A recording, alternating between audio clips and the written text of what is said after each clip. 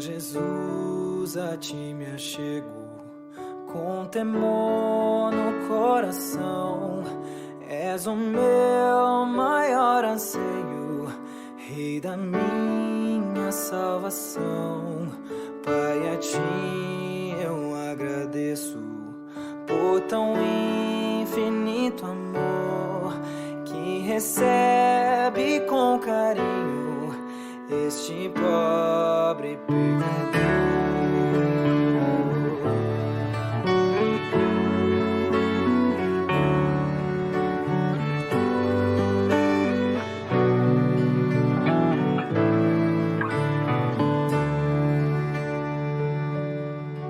Boa é tua vontade de onisciente Deus, que meus planos sempre estejam conectados com os teus.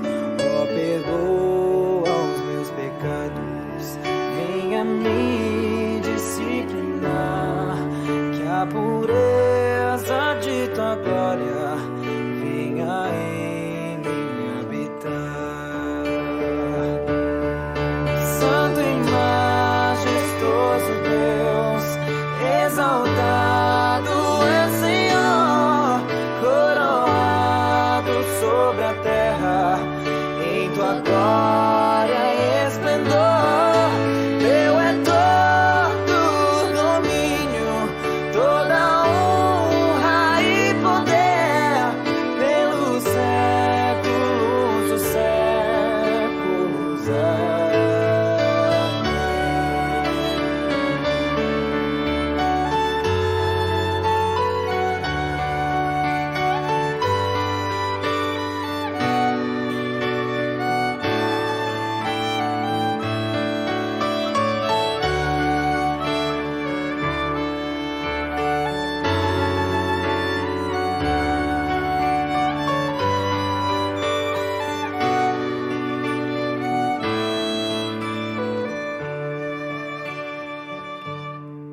Sejas tu meu pensamento, ao dormir eu acordar.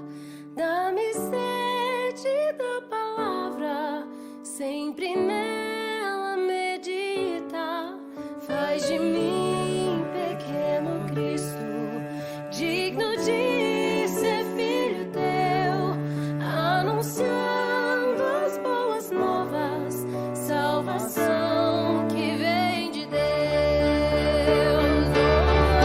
Santo e majestoso Deus, exaltado é o Senhor, coroado sobre a terra, em tua glória e esplendor. Teu é todo o domínio, toda honra e poder, pelos séculos dos séculos.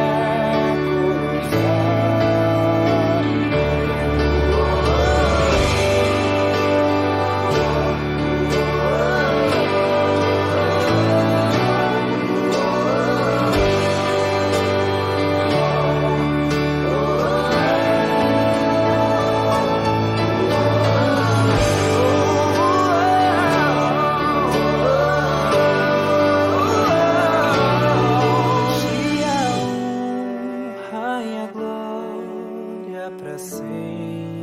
Amém.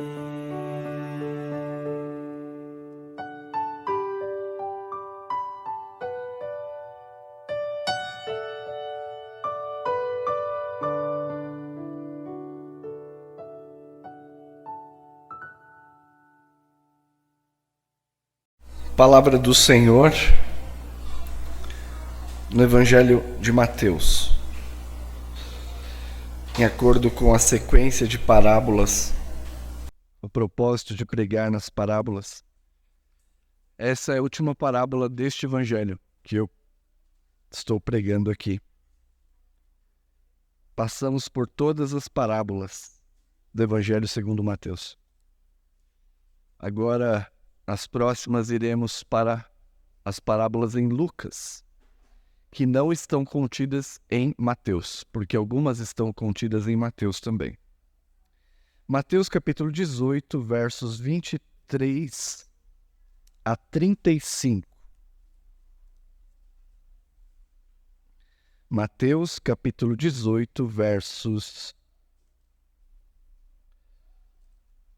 23 a 35. Mas eu quero ler antes o versículo 21 também, tá bom? Mateus 18, 21. Vamos orar. Pai, obrigado por essa manhã e pela sua palavra que está aberta. Peço que o Senhor abra os corações, entendimento, para ser gratos, mediante o perdão que o Senhor já dispensou a nós. E que, da mesma forma, possamos retribuir o perdão recebido àqueles que devem a nós. Perdoa os meus próprios pecados, já oramos confessando, crendo que o Senhor pode nos perdoar. E com esta consciência, ajuda-nos também a perdoar. Fala conosco pela palavra mais uma vez, em nome de Jesus. Amém. A mensagem da parábola de hoje é sobre o dever de perdoar sinceramente. O dever de perdoar sinceramente. O foco desta história é revelar a graça abundante que nos foi dispensada. O objetivo da mensagem de hoje é encorajá-la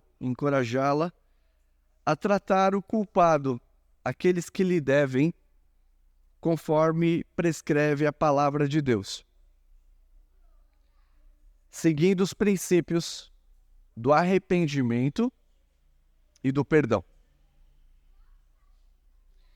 O objetivo, então, é persuadir você, não por estratégias retóricas, mas pela própria pregação da palavra, a perdoar quem lhe tem feito mal para o seu próprio bem. Como eu disse, eu pude ler este sermão para o meu sogro enquanto ele estava deitado, mas muito atento. E ele diz: Fábio, às vezes nós tomamos muitas bofetadas e é difícil perdoar. Você quer provas de que realmente você foi reconciliado com Deus? Quer prova de que você foi lavado no sangue de Cristo?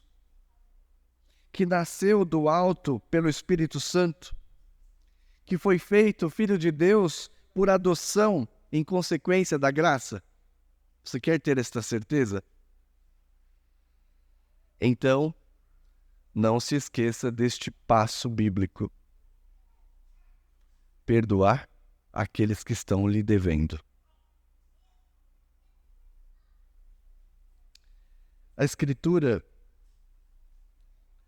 que temos em mente, que temos aqui diante de nós, está num contexto, numa sessão em que Jesus orienta os seus discípulos em como receber as ovelhas extraviadas que retornam ao rebanho.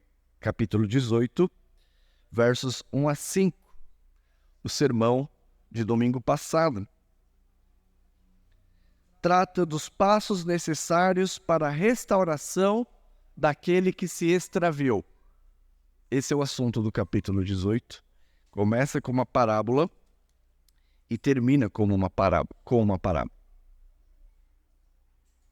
De modo geral, o capítulo 18 nos ensina nesse aspecto de restaurar as ovelhas extraviadas. Primeiro, os passos, né? Buscar e receber as ovelhas extraviadas. Versículos 1 a 5. Depois, tratar as ovelhas extraviadas. Versículo 10 até o versículo 14. Desculpa, o versículo 15 até o 20. E por último, o passo é restaurar o arrependido ou separá-lo do rebanho, porque ele não é ovelha. É esse contexto, portanto, modo geral, o que fazemos no processo de restauração. Buscar e receber as ovelhas, tratá-las, restaurar ou separá-la. 2 princípios orientam esta prática. O primeiro, o arrependimento por parte da ovelha que se extraviou. É necessário arrependimento. E em segundo, a disposição dos discípulos para perdoar aqueles que retornam ao rebanho. É nesse contexto que nós conhecemos o versículo 21, famoso, e 22. Então Pedro, aproximando-se, lhe perguntou: Senhor, até quantas vezes meu irmão pecará contra mim, que eu lhe perdoe? Até 7 vezes? Respondeu-lhe Jesus: Não te digo até 7 vezes, mas 70 vezes 7. Nós estamos falando do contexto ainda. Fala do perdão pessoal. Na discussão rabínica, a interpretação rabínica, o consenso era que o irmão deveria ser perdoado 3 vezes por um pecado repetido. 3 vezes. Na quarta, não tem mais perdão. Essa era a prática rabínica. E Pedro, se achando cristão, diz: até 7. Ele aumenta um pouco. E o Senhor Jesus então diz: não 7, mas 70 vezes 7. O que isso significa? Que o perdão dispensado não pode ser limitado pela frequência com que pecamos. Chegou no 4, chegou no 7, e o meu sogro contava 7, 14, 21, foi até o 7 vezes 7. Falei, não é assim. Não pode ser limitado pela frequência com que é feito e nem pela quantidade. O critério para o perdão, como veremos, é o perdão que recebemos de Deus. Quantas vezes você pecou esta semana, arrependeu-se e pediu perdão? A parábola, então, começa com o versículo 23. É o preâmbulo, é o contexto no qual essa parábola é contada. Ainda no contexto. Por isso, o reino dos céus, 18, 23. Por isso, o reino dos céus é semelhante a um rei que resolveu ajustar contas com seus servos.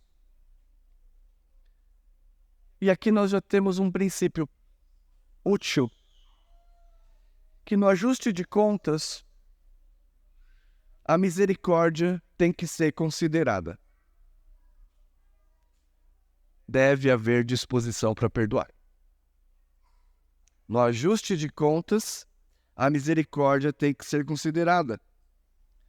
O que é o reino de Deus? Expliquei para os irmãos algumas vezes, mas eu reitero de maneira resumida. Repito, o reino é a plenitude de Deus agindo.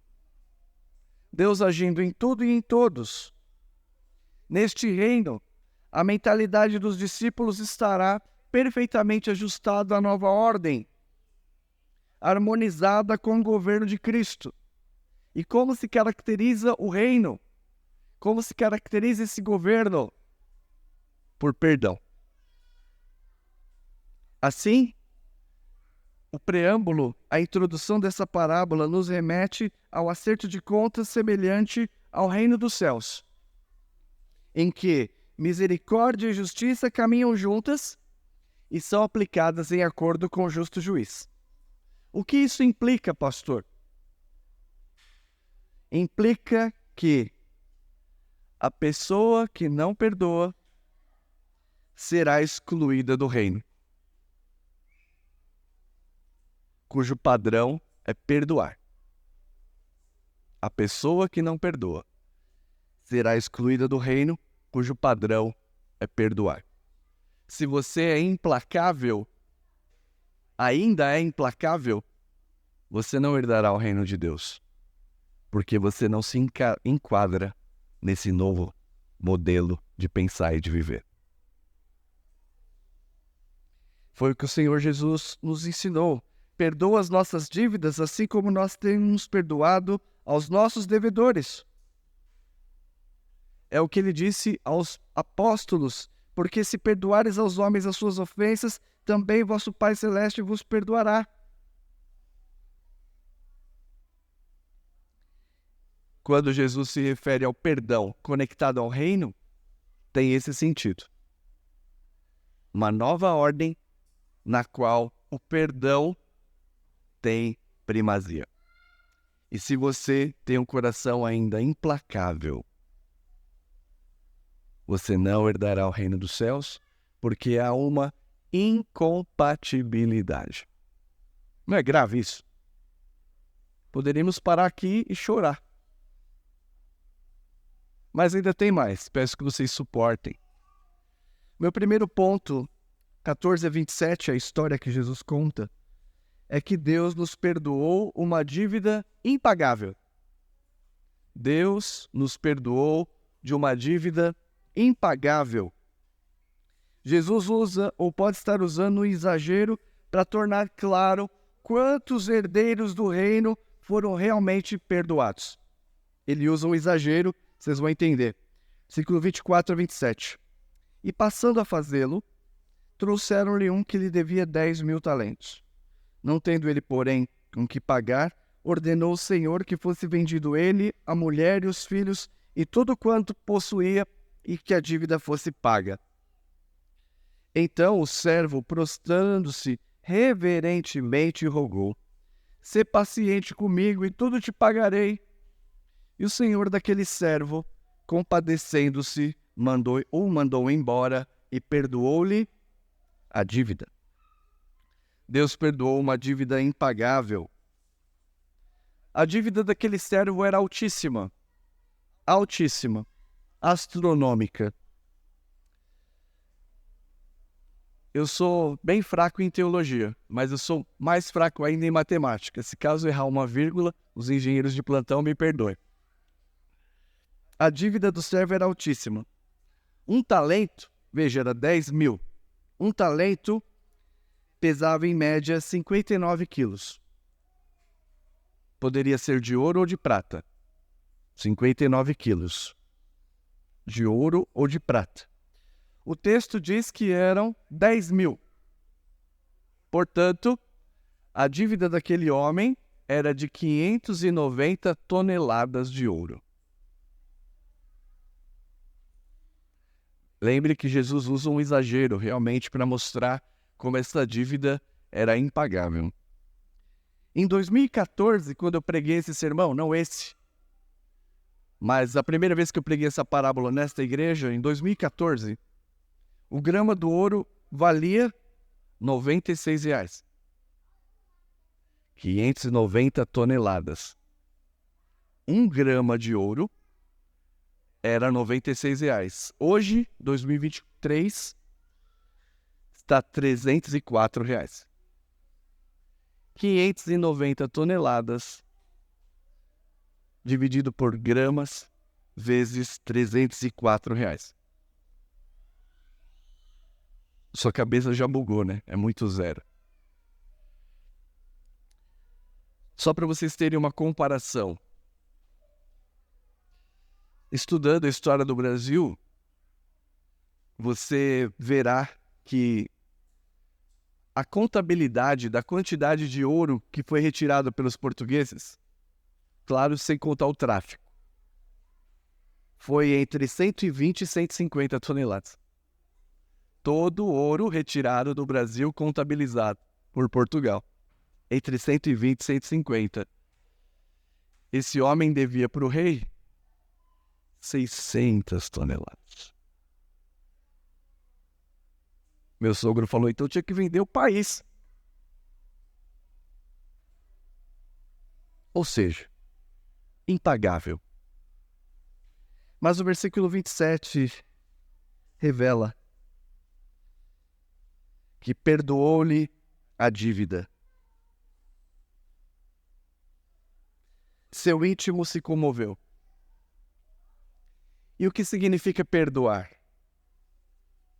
Remir a penalidade. Esquecer o débito. Cancelar. Absolver. É isso que ele fez. Crendo que aquele homem estava arrependido. Recentemente, acho que um mês atrás, nós vimos uma pessoa que matou outra por R$200. Implacáveis. Continua a história e o segundo ponto é este: que o servo não perdoou uma dívida insignificante. Veja, 28 a 30. Saindo, porém, aquele servo, encontrou um dos seus conservos que lhe devia 100 denários, agarrando-o, sufocava, dizendo, paga-me o que deves. Então seu conservo, caindo-lhe aos pés, lhe implorava, sê paciente comigo e te pagarei. Ele, entretanto, não quis. Antes, indo-se, o lançou na prisão, até que saldasse toda a dívida. Ele devia 10.000 talentos, fizemos a conta. Impagável. E o servo dele devia 100 denários. 100 denários, 1 denário era o trabalho de um dia. Ou seja, 3 meses de salário, ele teria o seu pagamento novamente. É possível isso? Viável? Sim. Meu sogro falou, podia parcelar em 10 vezes, né, Fábio? Poderia até parcelar em 10 vezes no cartão sem juros. Com juros, né? Eu acho que talvez. Mas era algo pagável. Esse é o ponto de Jesus. 1 denário era o valor pago pela diária. A dívida era infinitamente inferior, mas ele estrangulou, mandou prender quem lhe pedia misericórdia e acabou agindo injustamente. Quanto valia um escravo ruim? Claro, nós não somos da cultura da época. O escravo bem baratinho, quanto custava? Alguém que era preso para a escravidão. 500 denários. Ele mandou prender ele e a família. Este servo não só exagerou na severidade, não só foi implacável, como foi injusto. Recebendo um bem que não era próprio para ele. Deus perdoou uma dívida impagável contra aquele homem que não estava disposto a perdoar uma ofensa insignificante. O Senhor cancelou as nossas ofensas. E devemos perdoar da mesma forma aqueles que buscam o perdão. Antes, diz a palavra, sede uns para com os outros, benignos, compassivos, perdoando-vos uns aos outros, como Deus em Cristo vos perdoou. Perdoar, anote aí essa frase. É modo de falar. Se quiser anotar, anote. Perdoar é estar disposto a assumir algum tipo de prejuízo. Perdoar é estar disposto a assumir algum tipo de prejuízo.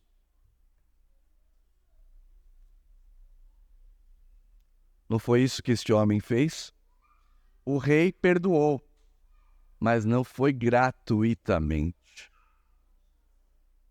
Foi graça, mas não foi de graça. Ele teve de assumir o prejuízo.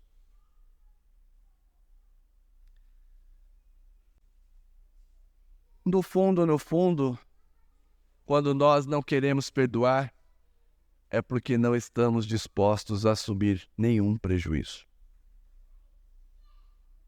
Pode ser moral, pode ser da honra, pode ser dinheiro, pode ser fama. Somos capacitados e santificados pelo Espírito a perdoar quem nos fere. Suportai-vos, diz a palavra, uns aos outros, perdoai-vos mutuamente, caso alguém tenha motivo de queixa contra alguém, assim como o Senhor vos perdoou. Complete a sentença, perdoai vós também. E os versículos 31 a 34, meu primeiro ponto, Deus perdoou uma dívida impagável. Segundo ponto, aquele servo não perdoou uma dívida insignificante. E em terceiro lugar, Deus será severo com aquele que não se dispôs a perdoar. 31 a 34. Vendo seus companheiros o que havia passado, entristeceram-se muito e foram relatar ao Senhor tudo o que acontecera. Então, meu sogro falou dedo duro, né? Então o Senhor, chamando-lhe, disse: servo malvado, perdoei-te aquela dívida toda, porque me suplicaste. Não devias tu igualmente compadecer-se do teu conservo, como também eu me compadeci de ti? Que pergunta penetrante. Indignando-se o seu senhor, entregou aos verdugos até que ele pagasse toda a dívida. Deus será severo com aquele que não se dispôs a perdoar. Aquele homem suplicou perdão e recebeu. Sentiu o alívio de ter a sua dívida perdoada. Mas seu coração não foi transformado por aquilo. Continuou implacável com os demais. Implacável. Qual o resultado? O rei o condena à prisão. Nós estamos falando do reino, a semelhança do reino. Por isso, este é um ponto importante. Aqueles que não estão dispostos a perdoar não estão habilitados a herdar o reino, porque é incompatível. Por isso, importa-vos nascer de novo. Porque quem não nascer da água e do Espírito não pode ver o reino de Deus. Você pode ser muito religioso, muito religiosa, mas se você não nascer de novo, você ficará fora do reino de Deus.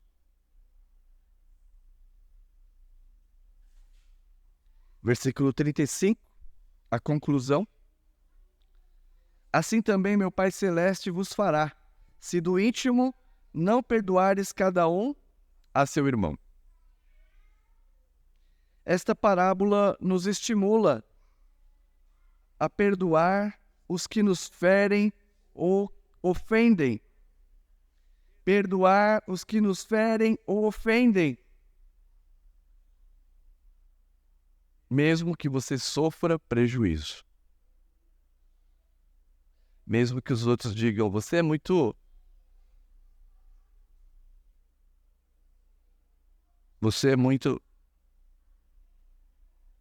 Deixa disso, se fosse eu já tinha feito tal coisa. Qual é o regime que tem organizado a sua vida? O regime celeste de um reino que já está inaugurado na nossa vida? Ou o reino deste mundo?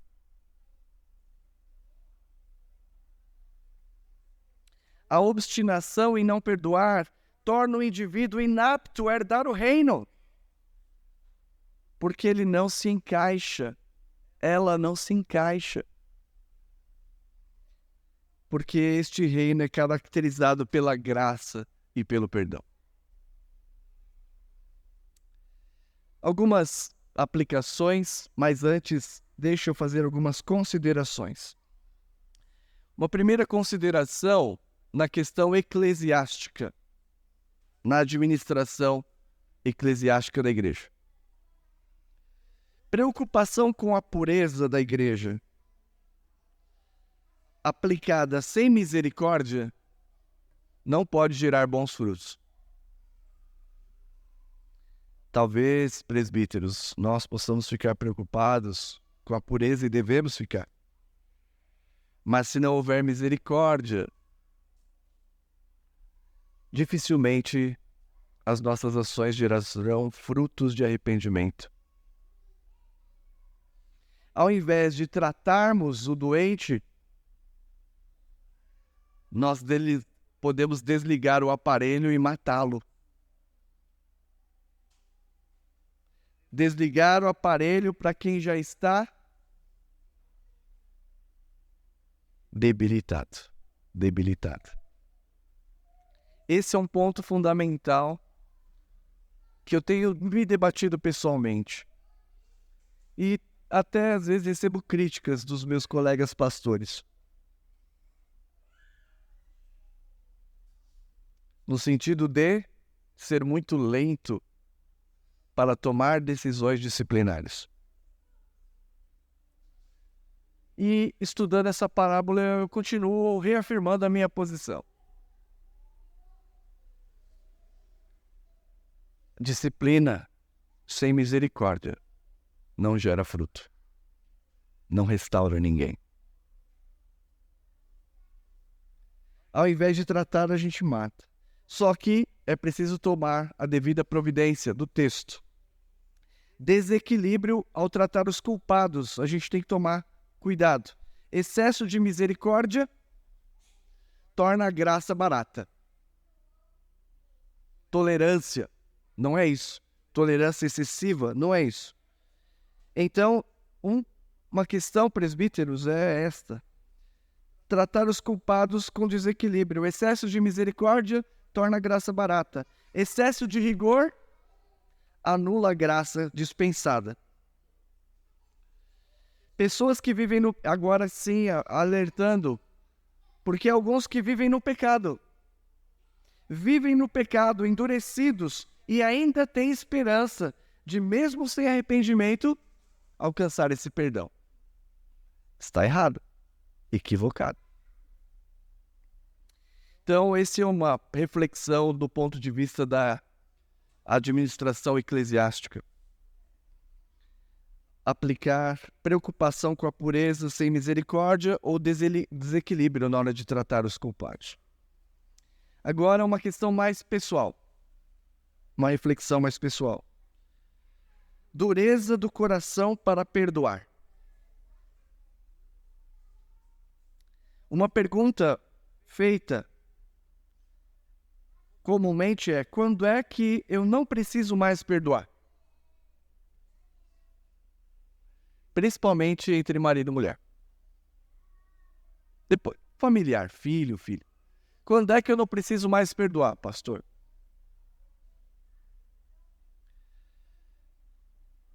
Queridos, reflita sobre isso.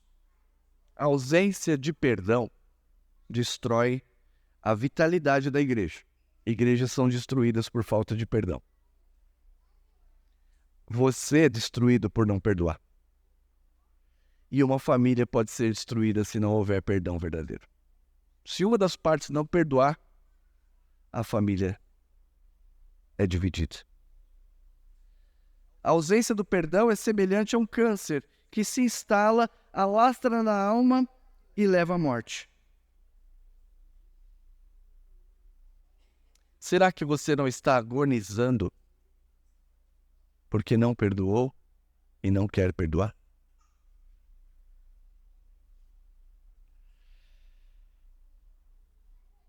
Será que o seu coração está endurecido para perdoar?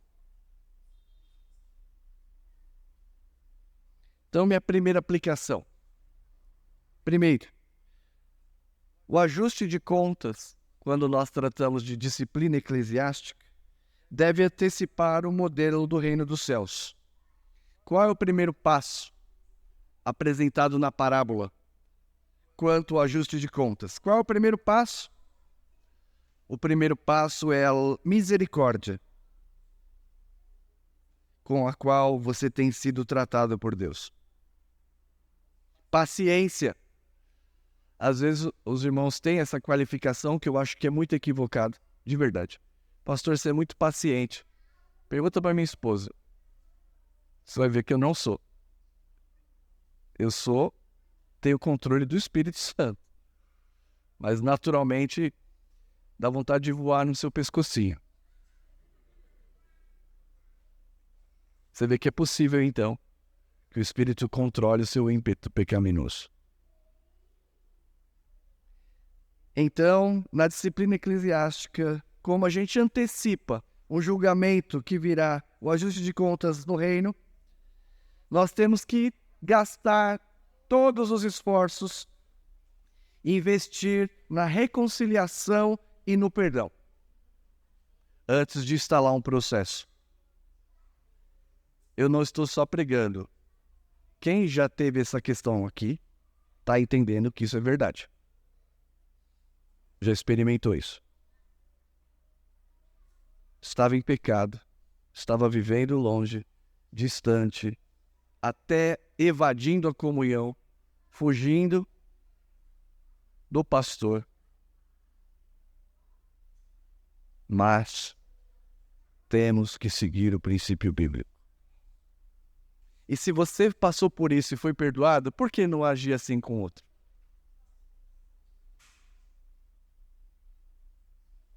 Por que você quer ser tão implacável com os outros se com você não está sendo assim?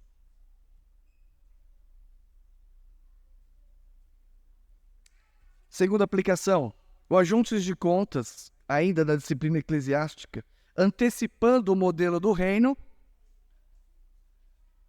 Qual é o segundo passo para o não arrependido? Aplicação da punição. Aplicação da disciplina.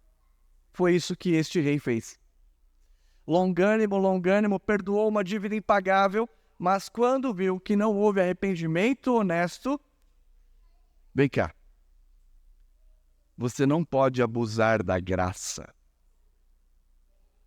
Eu terei de discipliná-lo. É assim que a justiça e o reino agem.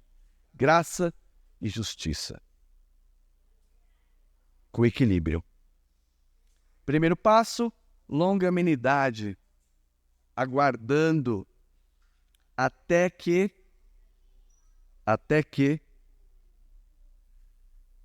aquela parte se arrependa. Mas se o arrependimento não vier, e ele passar a espancar os demais, temos que chamar presbíteros e dizer, olha, você está abusando da graça de Cristo. Precisa ser disciplinado. Terceiro, o perdão dispensado a nós encaminha o hábito santo de perdoar os demais. É somente isso que me move a pastorear nessas áreas. Não é porque eu sou paciente de mim, mas porque eu recebi muito perdão de Deus. O perdão dispensado a mim encaminha o hábito de perdoar os demais. Quantas desgraças sobrevêm à sua família? Quantas desgraças têm sobrevindo do seu trabalho na igreja? Porque você está procurando pelos seus direitos.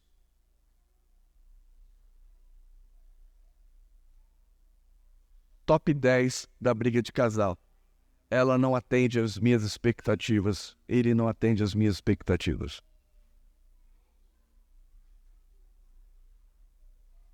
Onde está o meu direito, pastor? Você já foi ferido? Humilhado? Difamado? Mas, pastor, está acontecendo isso comigo agora, hoje, essa semana. Então atenda, porque Deus está falando contigo. algumas perguntas. Lembrando que o perdão que recebemos da graça de Deus nos encaminha ao hábito de perdoar. Algum mal cometido contra você que não possa ser perdoado? 600 toneladas de ouro. Existe alguém que pediu perdão e você não perdoou? Existe alguém que você decidiu? Perdoou 99. Esse aqui jamais terá o meu perdão. Você tentou fazer as pazes com aquele que te faz mal? São hábitos que o Senhor requer e não é algo forçado. É que eu não consigo comunicar isso. Isso que eu estou falando não é algo forçado. É o Espírito Santo, somente o Espírito Santo no coração. Pedir perdão a quem te faz mal. Contei essa história recentemente, dá tempo ainda. Fui comprar moto e vi uma moto, tinha fechado o negócio com um rapaz de manhã e depois um outro me ligou. E era um negócio melhor. Já tinha fechado. Quando eu falo, geralmente eu vou até o final. E aí eu liguei para esse rapaz, para esse primeiro, e disse, deu um problema no banco aqui, não vou conseguir fechar o negócio. Era uma mentira. Mas na hora que eu falei aquilo, eu não tive sossego. Era como se Deus estivesse martelando a minha alma. Não teve outra chance. Meio-dia, eu liguei. Posso falar o nome dele, que eu conversei com ele mesmo? Era Sérgio. Rodrigo, desculpa. Rodrigo, vou te falar um negócio. Eu sou pastor presbiteriano. Acontece isso, isso e isso. Creio no Senhor Jesus Cristo. Preciso te falar uma coisa. Mas antes, o que estava escrito no perfil do WhatsApp dele? Isso me chamou a atenção. Antes de eu fechar o negócio. Ele disse assim, só Deus perdoa. Era isso que estava no perfil, só Deus perdoa. Eu falei, meu Deus do céu, e agora? Vou ligar, né? Vou tentar, quem sabe? Expliquei para ele, falei que tinha errado, que eu menti e que eu estava interessado em outra moto. Ele falou, da minha parte você está perdoado.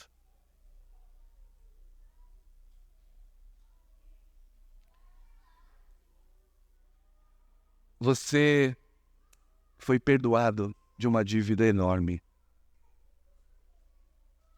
Por que você ainda não perdoou quem lhe deve? Você quer o reino dos céus? Você tem interesse nisso?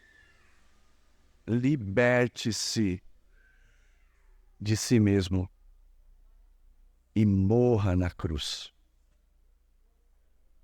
Quem perder a sua vida por minha causa, achá-la-á. O perdão dispensado a nós encaminha o hábito santo de perdoar. E por último, considere o tamanho da dívida que foi perdoada.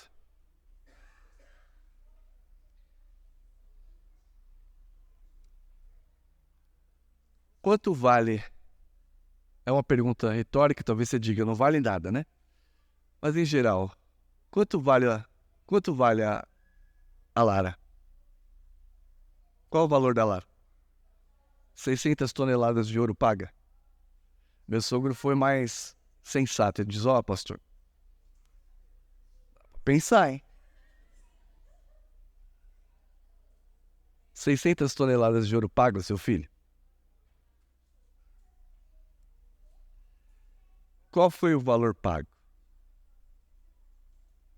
O filho pregado na cruz. Ele assumiu a tua dívida. E ele diz, tetelestai. Tudo está pago. Para lhe proporcionar perdão. A cruz revelou ódio contra Jesus, escarneceram, cuspiram-lhe a face, bofetadas, xingamentos, duvidaram dele. E lá na cruz, aquelas palavras penetrantes: Pai, perdoa-lhes, porque não sabem o que fazem. Considere o tamanho da tua dívida, o tamanho da graça que tem sido atribuída a você. E se hoje você ainda tem alguma ponta, algum rancor, que Deus faça você nascer de novo pelo Espírito. Olhai para mim e sede salvos, assim como Moisés levantou a serpente no deserto, eu serei levantado, e todo aquele que olhar para mim será salvo. Nicodemos não tinha sido salvo ainda. Mas se ele olhasse para a cruz, ele morreria ali e nasceria de novo.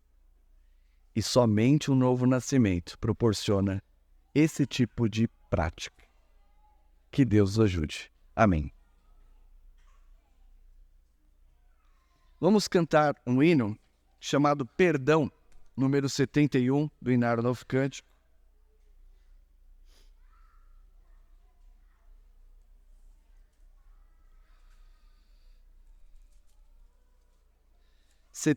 Do Inário Novo Cântico.